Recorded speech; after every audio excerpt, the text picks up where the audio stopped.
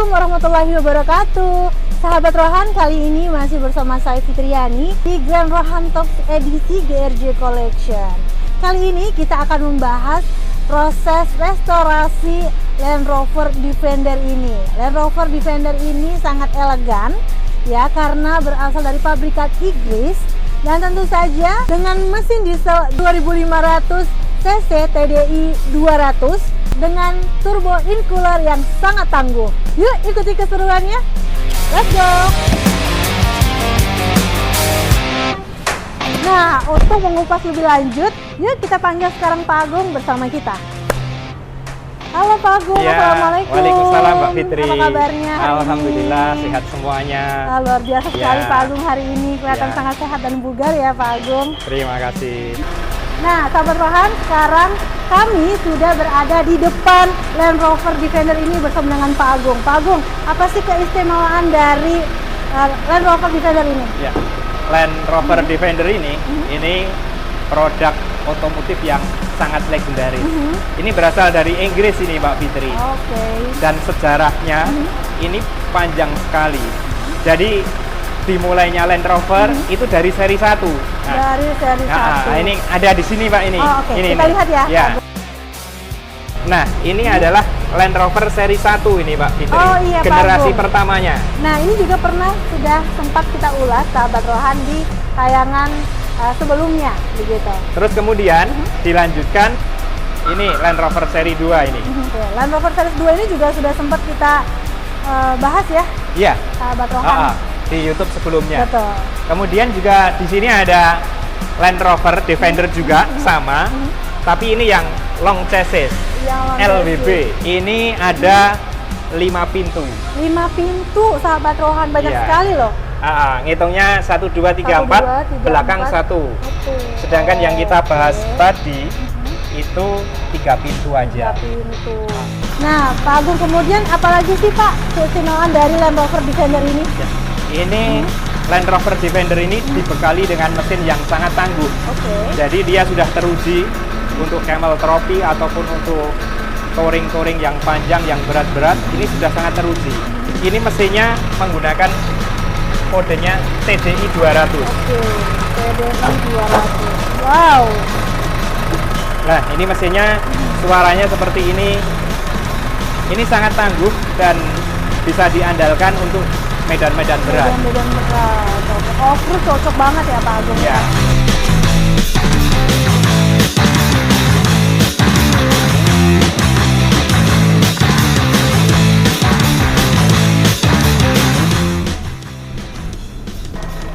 Nah, Pak Agung, kami penasaran nih Pak Agung, bagaimana sih proses restorasinya? Ya, ini restorasinya ini memerlukan waktu yang cukup panjang. Wow, lumayan lama ya Pak ya? Hampir 1 tahun ini Pak. Wow. Jadi prosesnya kalau pertama kali tentunya mesin itu kita bongkar, kita overhaul total, turun mesin, diperbaiki semua menjadi standar seperti keluaran pabrik. Itu bagian mesin. Kemudian bagian bodi itu kita kelupas catnya. Dikelupas Ya, semua ya. bagian yang rusak atau bagian ada yang penyok-penyok, itu utamanya adalah pengembangan. Pengentengan. Oke. Kemudian bagian chassis itu juga sama kita cek. Kalau ada yang berkarat ataupun keropos, itu kita perbaiki. Setelah itu semua, baru nanti tahap proses pengecatan. Nah, ini tahap per tahapnya, ini kita dokumentasikan. Nanti lengkap bisa, ya? Lengkap sekali. Nanti bisa dilihat urutannya restorasi ini komplit dari awal sampai akhir. Nah, Pak Agung, kami penasaran nih Pak Agung, bagaimana sih proses dan tahapannya untuk pengupasan kupas cat dan juga pembongkaran bodi, seperti apa? Ya, jadi waktu kita dapat itu catnya itu kan sudah lama, perlu dicat ulang supaya hasilnya maksimal. Itu cat yang lama itu kita kupas dulu, itu dengan bahan kimia namanya remover. Juga dengan bantuan sedikit itu dengan pemanasan api. Pengupasan cat ini proses yang sangat penting. Jadi cat lama harus kita kelupas, kita hilangkan sampai bersih. Cara pengupasannya ini menggunakan remover, yaitu zat kimia yang bisa meluruhkan cat-cat lama. Cat yang lama kita bersihkan sampai bersih, sampai terlihat pori-pori aluminiumnya. Kemudian kalau pembongkaran bodi, ini supaya maksimal juga dalam proses restorasi. Bodi itu kita bongkar semuanya, kita angkat bodi semuanya. Jadi hanya tinggal chassisnya. Ini Land Rover ini kan bisa dipreteli ya, bisa dipreteli sampai seluruh bodinya itu terurai. Nah, kita melakukannya pembongkaran bodi itu sampai semuanya dibongkar. Pembongkaran bodi ini dilakukan secara teliti.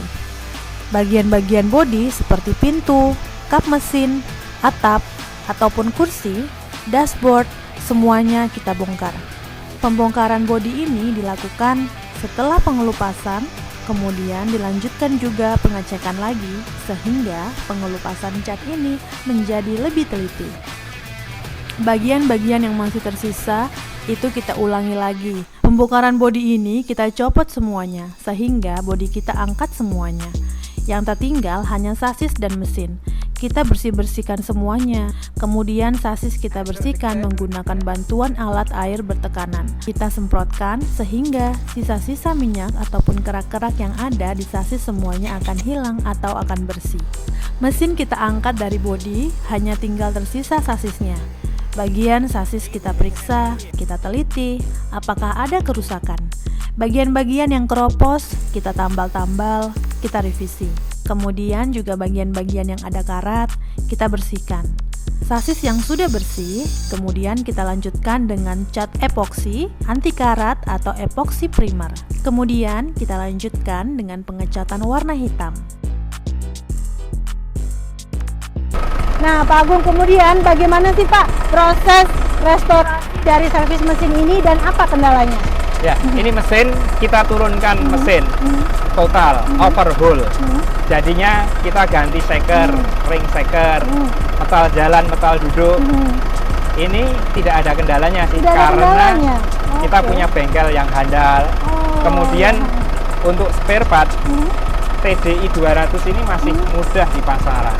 Masih tersedia melimpah onderdilnya. Mesin kita bongkar semuanya. Ini bagian metal jalan, kemudian metal duduk, turbo, shaker, ring shaker, e-screw, semua mesin kita bongkar. Kita cek satu-satu, kita harus teliti cara penyimpanannya supaya tidak ada bagian yang tercecer ataupun hilang. Mesin ini akan kita kembalikan lagi seperti standarnya bawaan pabrik. Pertama kita bersihkan bagian blok mesinnya, kerak-keraknya kita bersihkan. Kita menggunakan cat khusus untuk tahan panas. Warnanya pun kita sesuaikan seperti aslinya. Semua spare part yang sudah aus kita ganti dengan spare part yang baru supaya performance mesinnya kembali optimal seperti sedia kala. Bagian peluk-peluk air ini kita ganti dengan yang baru.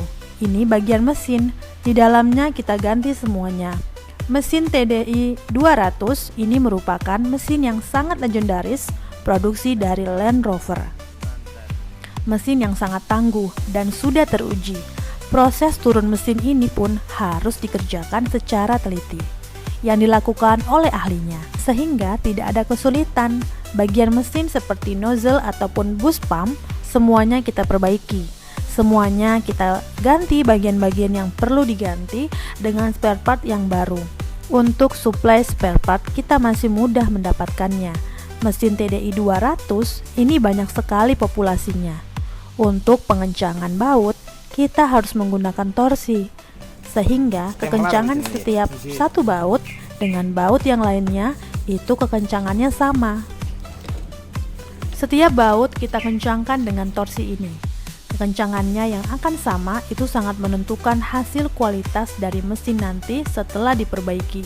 Setelah semuanya dirangkai kembali, mesin kita coba hidupkan di bawah dan kita tes apakah sudah maksimal atau suaranya mesin belum maksimal sekali, sehingga perlu di-adjust bagian-bagian yang dirasa kurang maksimal sampai benar-benar mesin ini terlihat normal dan mempunyai performa yang tinggi.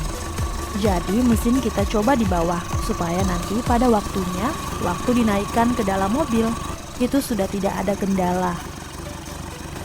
Pak, kita penasaran nih Pak, bagaimana sih restorasi untuk bodi? Ya, kalau restorasi bodi ini harus cermat dan teliti.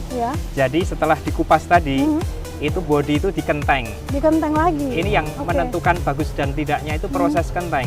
Kenteng itu harus benar-benar halus, benar-benar lurus, supaya nantinya bodi itu lempeng dan dempulnya itu tidak tebal. Proses kenteng bodi ini memerlukan ketelitian yang tinggi. Seperti kita ketahui, bodi Land Rover itu berasal bahannya dari aluminium. Berbeda dengan bahan mobil yang lain yaitu plat besi. Proses kenteng untuk aluminium itu perlu keahlian khusus karena proses kenteng aluminium ini jadi lebih sulit daripada kenteng untuk bodi besi biasa. Jadi pada intinya proses kenteng bodi aluminium ini menggunakan pemanas yaitu api untuk memuaikan bagian-bagian yang kurang rata. Setelah itu dipukul dengan alat kenteng, kemudian diratakan sampai rata-rata dengan penahan bagian bawahnya. Kenteng ini benar-benar harus lurus selurus penggaris, supaya nantinya bodi ini benar-benar lurus sehingga proses pengecatan tidak memerlukan dempul yang tebal. Kita copot bagiannya. Kemudian kita kenteng bagian per bagian dengan teliti. Semua bodi yang sudah dicopot, yang sudah dibersihkan, semuanya dicek satu-satu. Semuanya melewati proses kenteng bodi ini. Sehingga nantinya kualitas bodi mobil ini akan sangat maksimal. Karena bodinya lurus, dempulnya juga bisa sangat tipis. Proses kenteng bodi aluminium ini prosesnya memerlukan waktu yang cukup lama. Bagian-bagian yang terlewatkan diulang kembali. Coba diperhatikan, hasil kentengannya benar-benar lurus seperti penggaris. Ini adalah bagian bak belakang, juga sama. Prosesnya, pengentengan ini sendiri merupakan proses yang paling krusial dalam restorasi mobil. Karena hasil daripada kenteng ini sangat mempengaruhi kualitas pengecatan di proses berikutnya. Bagian bullhead juga sama. Bagian bullhead ini di Land Rover berasal dari besi, bukan dari aluminium, sehingga bisa berkarat. Kita cari bagian-bagian yang berkarat di bullhead ini. Kita perbaiki bagian-bagian yang karat, dipotong kemudian diganti dengan plat yang baru.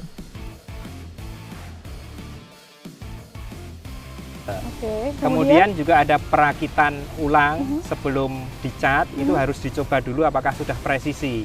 Selesai dikenteng, kita cek benar-benar apakah kentengannya ini sempurna atau belum. Pengecekannya dengan menggunakan penggaris. Lurusnya seperti ini. Ini adalah hasil pengentengan yang sempurna. Setelah selesai dikenteng, kemudian bodi ini kita rakit kembali ke dalam chassisnya sehingga akan terbentuk mobil kenteng. Kemudian sudut-sudutnya apakah sudah bertemu dengan cocok sehingga nantinya akan maksimal untuk pengecatannya. Jadi perakitan sebelum dicat ini merupakan proses yang sangat penting yang akan menentukan kualitas hasil pengecatannya. Memang terasa nantinya akan 2 kali kerja. Jadi perakitan sebelum dicat nanti setelah bagus, kemudian kita bongkar lagi, baru proses masuk selanjutnya yaitu pengecatan cat. Proses cat pertama kali untuk dasarannya adalah cat eksposi. Kemudian setelah semuanya cocok, presisi, baru kemudian proses cat. Proses cat itu misalnya ada epoksi.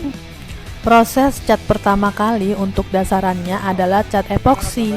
Cat epoksi ini kita menggunakan merek Siken. Cat epoksi ini fungsinya adalah sebagai cat dasar yang pertama kali yang menempel di aluminium, sehingga kualitas di cat epoksi ini akan menentukan kualitas cat finishing pada nantinya. Kita memilih merek Siken ini karena merek yang paling bagus. Kemudian juga sudah sangat terkenal di mobil-mobil dari pabrikan itu, yang bagus-bagus semuanya menggunakan merek Siken. Permukaan bodi ini contohnya, sebelum diepoksi kita teliti. Bodinya benar-benar lurus pengecekannya ini, menggunakan penggaris, betul-betul hasil pengentengannya yang sangat sempurna. Ini bodi betul-betul lurus, selurus penggaris. Untuk bagian-bagian yang kecil, pengecatan epoksi ini kita gantung-gantung supaya seluruh permukaannya itu terkena semprotan cat epoksi dengan rata. Seluruh bagian-bagiannya tanpa terkecuali semuanya disemprot dengan epoksi. Ini contohnya adalah bagian bak.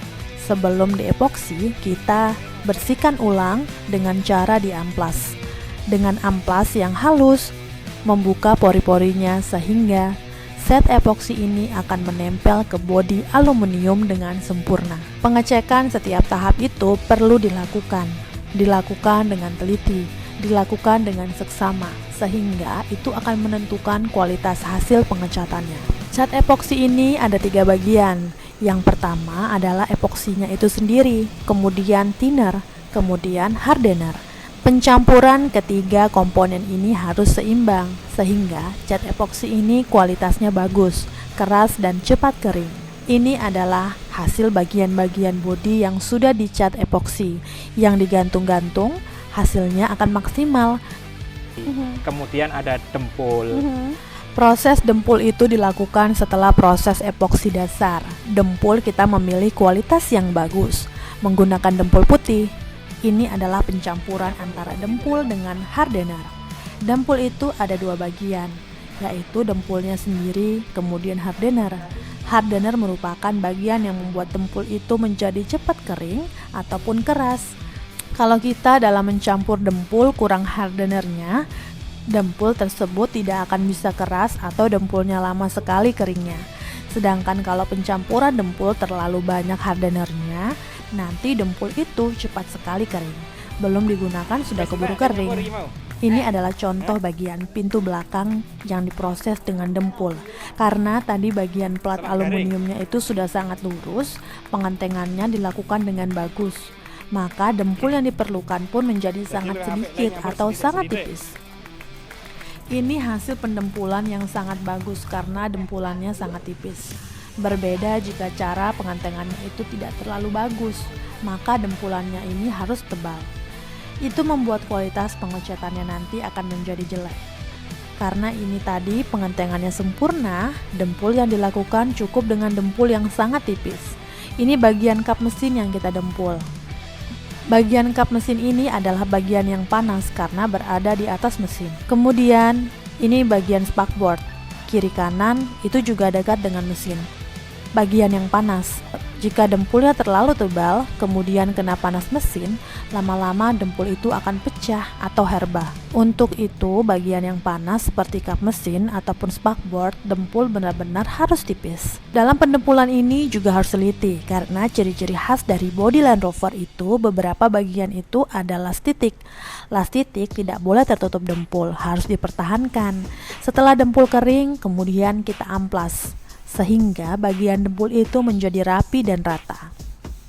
Pengamplasan dempul ini menggunakan ampas yang bertahap, yang dimulai dari ampas agak kasar, kemudian ampas sedang, kemudian ampas yang sangat halus. Di akhir proses pengamplasan dempul ini, pengamplasan menggunakan bantuan air, kemudian juga dengan bantuan bantalan kayu, supaya pengamplasan ini benar-benar rata. Kemudian juga pengamplasan ini gunanya untuk mempertipis bagian dempul yang tidak ditempelkan di bodi. Ini setelah didempul, bodi kemudian dilihat, dicek kembali dengan teliti, disetel-setel sehingga tidak ada bagian yang terlewatkan. Kemudian ada epoksi ulang lagi, epoksi filler. Setelah selesai proses pendempulan, kemudian kita epoksi yang kedua kali. Jadi kalau epoksi pertama kali tadi adalah epoksi dasar menggunakan primer, kemudian setelah pendempulan kita ulang lagi epoksi, yaitu epoksi filler. Epoksi filler ini adalah epoksi yang akan menempel langsung dengan cat yang kita inginkan. Jadi proses ini juga merupakan proses yang sangat penting, yang sangat krusial. Kemudian baru dicat. Lagi. Nah, Karena epoksi filler ini merupakan cat yang dasar atau basicnya cat yang akan menentukan kualitas catnya nanti, kita menggunakan epoksi ini juga dengan merek epoksinya adalah Siken. Proses selanjutnya adalah pengecatan.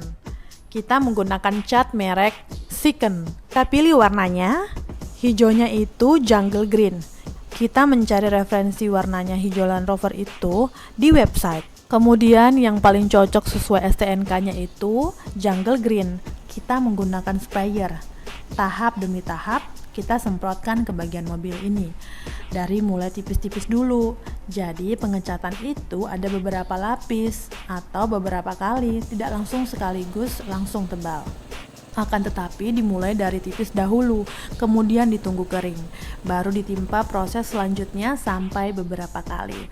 Proses pengecatan ini memerlukan ketelitian yang tinggi.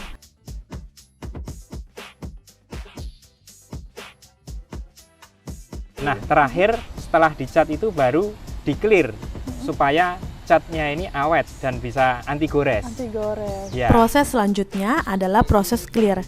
Ini contoh bagian kiri adalah bagian yang belum di clear. Warnanya masih kusam, sedangkan bagian yang kanan pintu ini adalah bagian yang sudah di clear yang warnanya mengkilap. Jadi fungsinya clear ini adalah lapisan terakhir atau lapisan paling luar daripada cat. Fungsinya clear ini adalah sebagai pelindung sebuah cat, pelindung dari anti gores. Jadi kualitas clear ini juga sangat menentukan kualitas keseluruhan cat karena clear ini berada di bagian paling luar. Sama menggunakan juga dengan merek Siken. Clear kita menggunakan merek Siken karena kita ingin kualitas yang bagus. Bagian-bagian yang di clear pun juga kita gantungkan supaya hasilnya maksimal. Seluruh permukaan bagian mobil di clear dengan rata. Ya, seperti itu prosesnya, Pak. Wow, lumayan panjang ya Pak dan lengkap, harus butuh ketelitian. Nah Pak, kemudian bagaimana sih proses setelah bagian-bagiannya selesai dicat, seperti apa? Nah, setelah bagian-bagian tadi dicat, itu kemudian kita set ulang.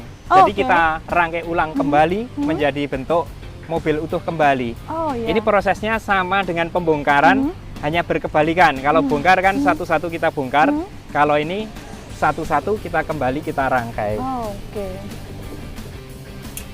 Hati-hati Pak. Oke. Perakitan kembali setelah dicat ini dilakukan setelah proses pengecatan itu selesai. Yang sebelumnya perakitan ini pertama kali adalah mengembalikan mesin kepada sasis. Mesin setelah diset ke dalam sasis kemudian diikuti juga dengan bodi-bodi bagian. Bodi ini kemudian kita set menjadi satu kembali. Jadi ini bodi-bodi mobil kita kembalikan ke settingan ulang. Waktu pembongkaran, baut maupun mur yang sudah kita nomori ada nomornya sehingga kita tidak bingung waktu perakitan kembali. Bagian-bagian karet juga kita kembalikan dengan teliti sehingga tidak ada satu bagian yang tertinggal atau yang tertukar bagian satu dengan bagian yang lain. Proses ini sangat menentukan kerapian hasil di restorasi karena ini adalah proses-proses fase-fase akhir yang sangat menentukan bagian-bagian seperti spakbor ataupun bagian spare part kecil lainnya yang kembalikan.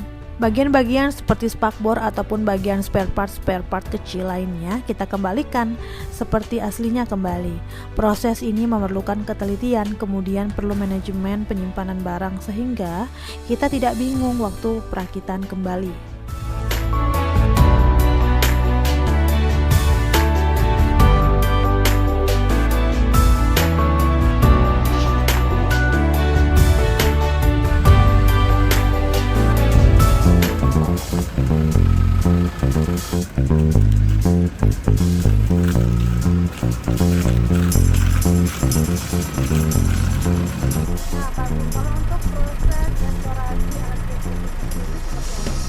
Ini electricity, kabel-kabel itu kita perbaharui semua karena ini sangat penting.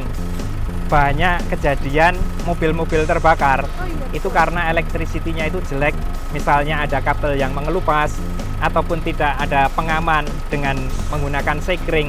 Nah, itu kita perbarui semua sesuai standarnya. Electricity ini merupakan bagian yang sangat penting karena kalau pengerjaannya tidak teliti, ini mengandung resiko. Banyak kasus mobil yang kebakaran karena konsleting. Sehingga kita mengerjakan electricity ini harus diserahkan kepada ahlinya. Land Rover, the best 4x4.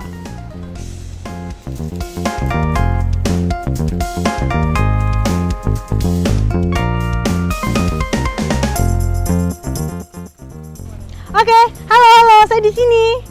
Nah, sahabat Rohan, itu tadi ulasan mengenai keistimewaan dari Land Rover Defender. Saya Fitriani mohon undur diri. Terima kasih atas kebersamaannya. Nantikan episode di GRJ Collection berikutnya. Jangan lupa like, comment, and subscribe. Sampai jumpa. Wassalamualaikum warahmatullahi wabarakatuh. Bye-bye.